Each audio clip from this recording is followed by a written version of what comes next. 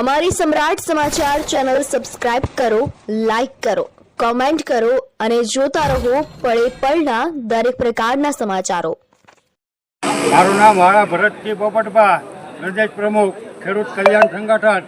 અત્યારે આ બગદાણાની નવનીતભાઈ વાળી ઘટના છે એ 12 દિવસ થઈ ગયા અને એ ખૂબ નિંદનીય અને અશોભનીય અને અમાનવી ઘટના છે.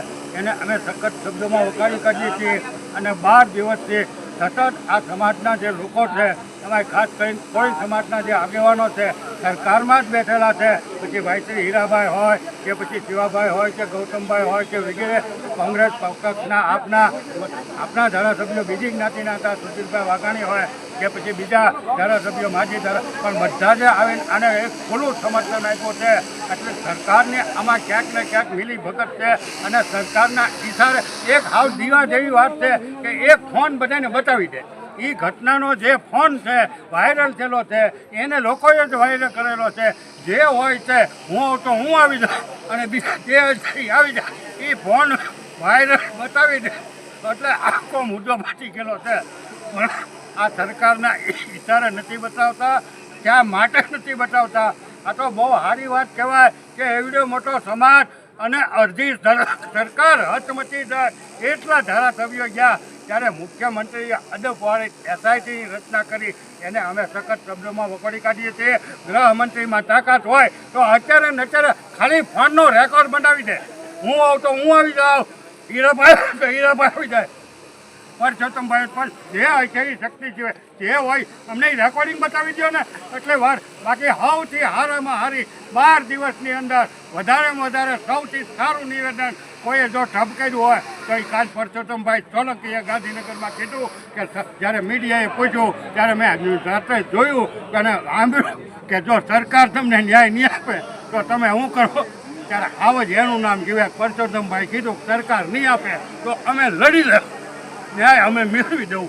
ન્યાય એમ મેળવવો જોઈએ. અને પરસોત્તમભાઈને તો જ્યારે ચૂંટણી લડ્યા, જ્યારે અપક્ષમાં સતન રૂપિયા લડ્યા ત્યારે જ મેં એને બિરુદ આપેલું હશે. આવે જ તો આવો હોવો જોવે. સમાજે પછી આપ્યું એ બીજા નંબરની વાત છે. બાકી આવા નેતા હોવા જોવે કે નહીં આપે તો પછી એક હાવ દીવા જેવી વાત છે. વાત પૂરી થઈ જાય 10 જ મિનિટમાં. આવા મેં 4 ગૃહમંત્રી જોયેલા છે કે ગાંધીનગર બેઠા બેઠા ફોન કરે. ન એને એસપી ને કરવો પડે, ન પીઆઈ ને કરવો પડે, ન ધારાસભ્યને કરવો, ખાલી રાજ્યના વડા પોલીસ વડાને કહી દે ફલાણા તાલુકાની અંદર ફલાણા જિલ્લાની અંદર આ બનાવ બન્યો છે. એનો અત્યારે ઓન ધ સ્પોટની અને ગૃહમંત્રી જીતુભાઈ વાઘાણી કાલ બીજે વીએ ગયા. એ ક્યાંક શંકાના દાયરામાં છે. બાકી એસઆઈટી બેસઆઈટીમાં ન્યાય નહીં મળો. જ્યારે આ સમાજ જાગૃત છે એને હું ધન્યવાદ આપું છું. અને જ્યાં જરૂર પડે ત્યાં જેવી જરૂર પડે એને અમે સમર્થન. આવા મારી પાસે 30 કિસ્સા છે મહુવા અને તળાજા તાલુકાની અંદર. આવા 30 તો મારી પાસે આધાર પુરાવા છે. પણ અત્યારે કોઈ બોલવા તૈયાર નહીં. કોકને જમીન પડાવી લીધી, કોકના પૈસા 10% 5% વ્યાજ આપ્યા, કોકના પવન ચક્કીઓના માથાના જ્યાં હોય ત્યાં ઊભા કરી દીધા, કોકનામાં સોલાર ઊભો કરી દીધી. એટલે હું આ તમારા બાપાનો રાજ છે, તમે જેમ કહો એમ થવાનું છે. તો લોકશાહી છે એટલે લોકશાહી જીભે. બાકી 30 જણા જો આવે ને મેદાનમાં તો આગળ એનો સફળ ગોટો હું 24 કલાકમાં વાળી દઉં. અત્યારે કોઈ 30માંથી બેન કોઈ બોલવા ત્યાં નથી. અમારું એમાં કામ નહીં. આ તો મરદ કહેવાય. આ સમાજ થઈ ગયો. નકર નવનીતભાઈનું ક્યાંય ડટાઈ ખબર ન પડે. હવે તો કંઈક નવનીતભાઈ ટીપી નાખ્યું. અમારો વિરોધ છે કે આ લોકશાહી છે, લોકોનો ન્યાય. આ રાજાશાહી બાદશાહી નથી. આ તો નવનીતભાઈને ન્યાય દેવા આ સમાજના ઉમટે પીડ્યા ત્યારે થોડુંક આમથી સરકાર ઝૂકી હોત થોડી. અને આજે આમાં કાંઈ થાય મને કહેજો. એ તો પરસોત્તમભાઈ તો બીડું ઝડપે તો જ થઈ, હીરાભાઈ ઝડપે તો જ થઈ. કોઈ જ્ઞાતિના મારી વિનંતી છે કે કોઈ અભદ્ર ટીપા ટીપણી ન કરતા કોઈ પણ જ્ઞાતિના આપણે હોય કોઈને અભદ્ર ટીપા ટીપણી ન કરતું. મરદે જામ જ્યારે આવશે મેદાનમાં ત્યારે લડી દઉં.